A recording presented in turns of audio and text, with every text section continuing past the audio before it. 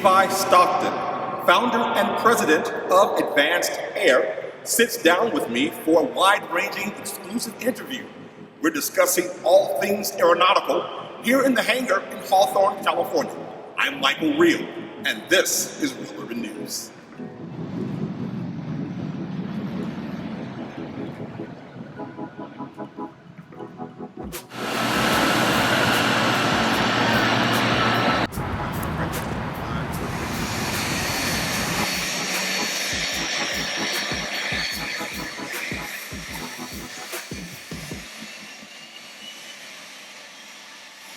Levi, thank you for sitting down with us for this exclusive interview talking about Advanced Airline. You are living the California dream. Tell us about it. Yeah, we have a charter company and an airline here at Hawthorne Airport. Started off with one airplane and me flying every trip, and now we fly over 10,000 hours a year. We have 60 plus pilots and 130 employees total. And we do everything from flying cargo to airline service to Mammoth Ski Resort and Taos Ski Resort, and high-end charters all over the country in North and South America. And when you say the term high-end charter, elaborate on that for us. A private corporate jet that is going where you want to go on the time you want to go, to the airports that are usually not served by commercial travel. We're seeing a lot more of that now, definitely following the pandemic of 2020. Yeah, I think we're seeing more charter. We're not seeing as much of the business travel of the corporate companies moving, but we're seeing a lot more of the the traveler that now knows that this is an option and is shying away from the airlines, or the airlines are no longer servicing where they need to go. Take us back to your early days flying. You've been flying since high school. Yeah, I was a kid. I grew up in Seattle area, outside of Seattle, a town called Paulsville, Washington, with my mom, and my dad is in Fairbanks, Alaska. So as a kid, my sister and I would get the unaccompanied minor sticker, and the flight attendant would walk us on the airplane, and we get to see go up in the cockpit and see the captain and the co-pilot. And so at a young age, that's what I wanted to do. My original goal was to work for Alaska Airlines, and that was kind of the path I started to go down. What kind of influence did your parents have once they realized your dream and your vision? My dad bought an airplane, a small single-engine piston airplane, when I was about 13. So I kind of started to ride in that and get the feel for it. And my mom supported me. She worked 2 jobs and said, "You're going to go to school." So right out of high school, I went to flight school. So this was a family venture. Yeah, I would say I used to work at a restaurant, and I had talked about opening a restaurant with that owner, and so he told me I needed 2 things. I needed 50 grand, and it needed to be 18. So I called my dad and said, "Hey, can you help me get a loan for 50 grand?" And he said, "Do me a favor, walk to 2 restaurants, ask those owners if they'd rather be a pilot or a restaurant owner." So I walked into the first restaurant, and the guy said, "You don't need to go anywhere else. You should be a pilot." So that was the end of my restaurant dream, and I went down my aviation path. When you look back at those early days, what were some of the challenges? I don't think I really looked at challenges. It was fun. I moved away from home. I was on the road. I first started flight school in Oklahoma, and then I moved to one in Northern California in Oakland, and I was excited. I was so young and eager. I was confused why everybody wasn't being a pilot, and so I was just excited to, get all my ratings, become a flight instructor, and be in a position to be paid to actually fly.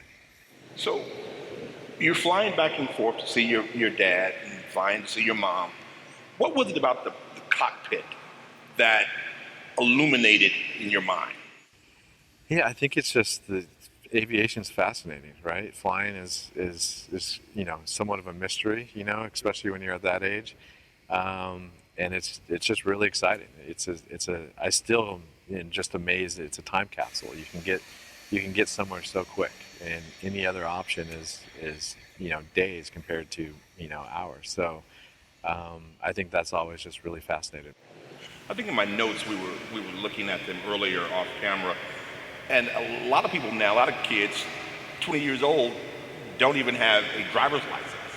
Here you are, 20 years old, flying cargo. How impressive is that? I don't think it's that impressive. I think it's I was just focused on one thing and went down that path. There's a lot of young aviators out there, and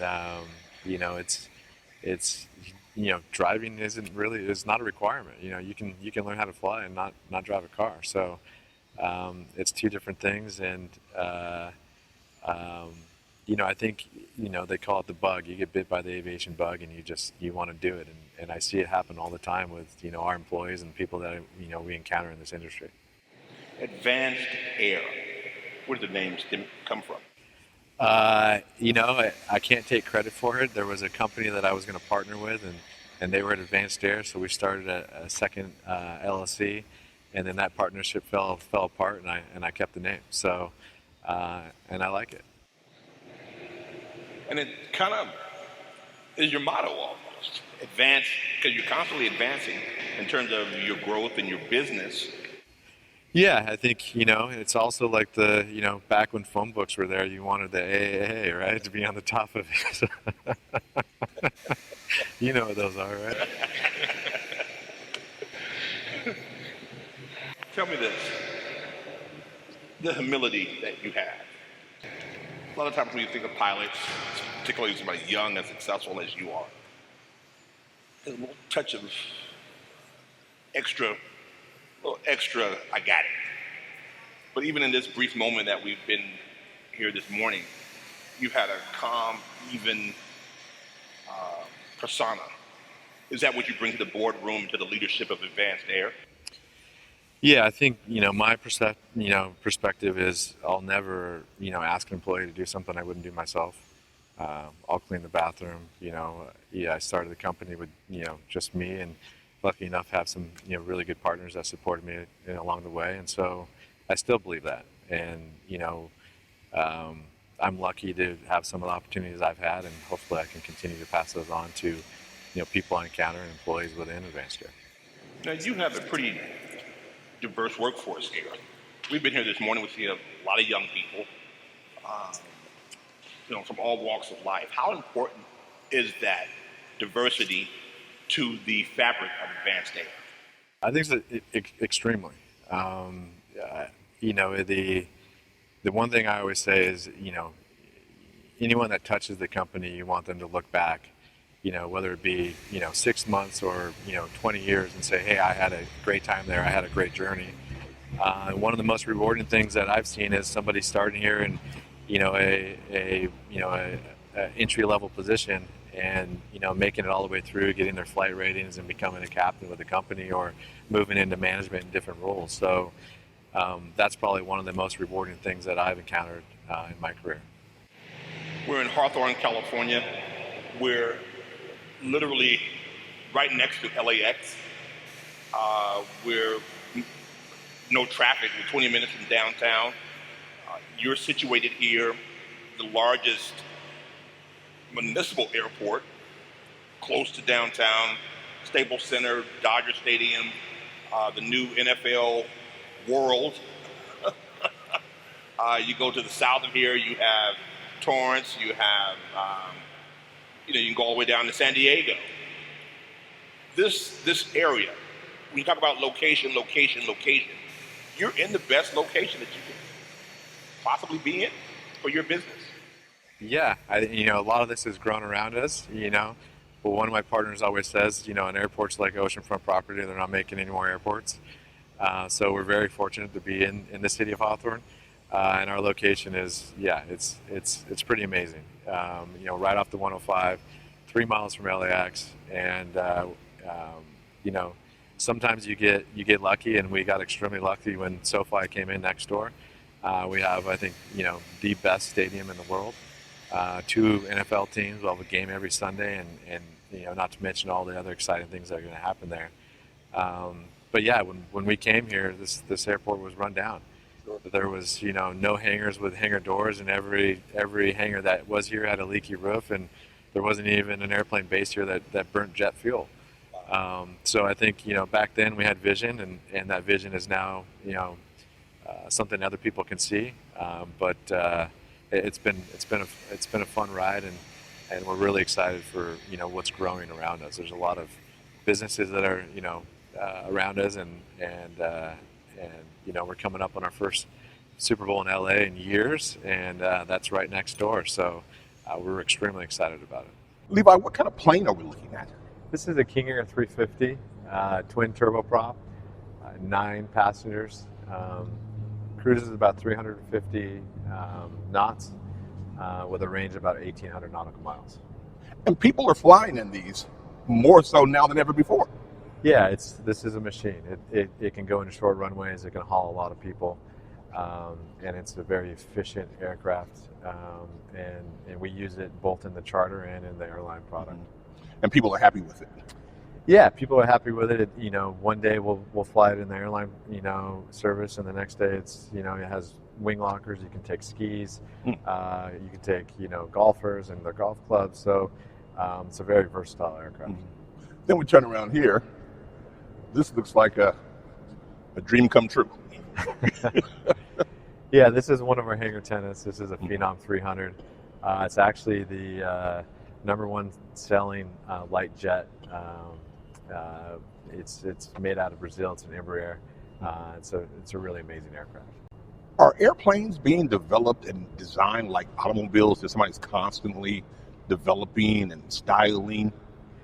Yeah, they're always changing. There's new ones coming out. In addition, new technology is coming, and you can upgrade your old ones. This, for example, is an older airplane, but we've modified it. We put a Garmin 1000 avionics package in it.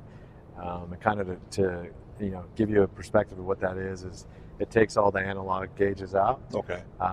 It's about a $500,000 mod, and you take all of the old technology out and you put the new stuff in. You get all this amazing product, and it also makes the airplane about 300 pounds lighter. So in layman's terms, no more cassette deck. Yes, exactly. Your operation, you all move these planes up and down the coast, up and down throughout the country. Yeah, I mean, it's very common for one of our crews to fly these, 8 to 11 legs in a day, moving, it could be cargo, it could be passengers. They could be flying empty from one place to pick up passengers in another. But yeah, we have 9 of these. Wow. And each one of them flies about 500 hours a year. What's interesting about Advanced Air is your location, and that you're nestled next to SpaceX and Tesla.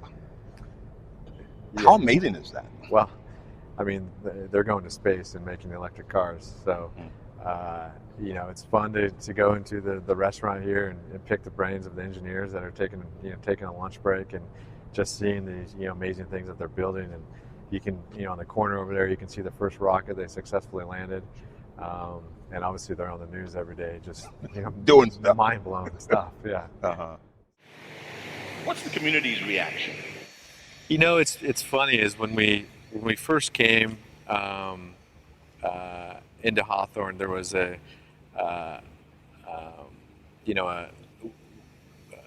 restaurant and so forth, and it was kind of a quiet airport. But as we grew, we brought in Eureka, the restaurant here, and more activity happened. And we were told, at the beginning that people would drive by here and think that it was, private and they weren't allowed to come here. But it's, it's fun now to see the community come in and people be engaged and really want to see that, this is something special. We have some ideas about doing some more things with the community. But, it's an airport, and, it's just fun sometimes to see a dad with his, kid on his shoulders looking over the fence, watching airplanes fly by. But talk about your immediate destinations that you all fly to now. So, we operate charter, which is, point to point at the customer's, request, but we also operate as a scheduled airline. You can buy tickets on Expedia and Kayak or on our website. And what most people don't realize is it's at a very reasonable price. So we fly from here to Phoenix. We have flights out of here to Taos, New Mexico, to service the ski resort, and that's summer and winter flying. And this winter we have flights from here to Mammoth Ski Resort. Um, Throughout New Mexico and Arizona, we have a contract Central Air Service. We fly from Silver City to Albuquerque and Phoenix, and we it's looking very promising for us to win another one of those out of Merced, California, which, if successful, will be from here to Merced and Merced to Las Vegas. So, yeah, we're looking at adding Palm Springs and possibly Las Vegas as well. How competitive is the airline business for what you all do? We're very small compared. You look at like a Delta or Southwest or something. What they do, in a day is it doesn't even compare to what we do.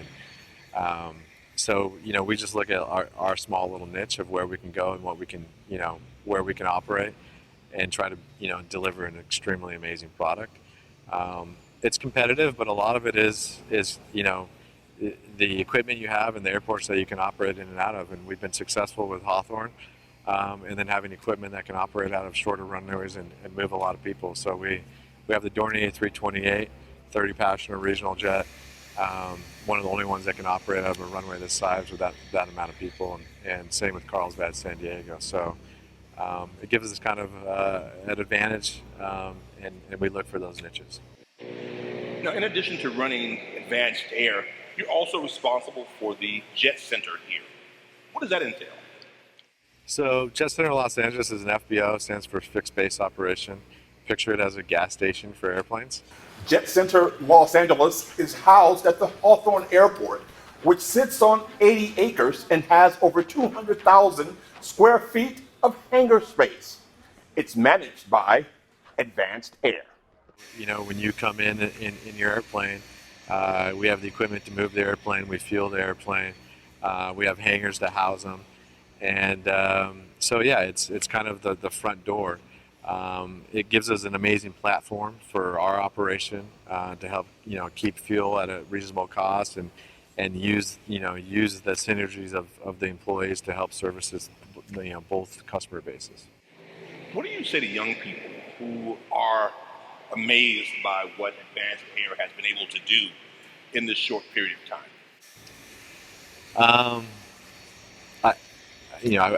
I'm not sure that I'm amazed, so I don't look at it that way. But usually, my advice to young people is look forward in the future, and say 5-10 years from now, and where do you want to be, and start taking steps backwards.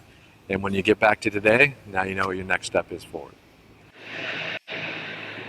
Something I got to figure out. Levi Stockton, thank you for being with Real Urban News. Thank you.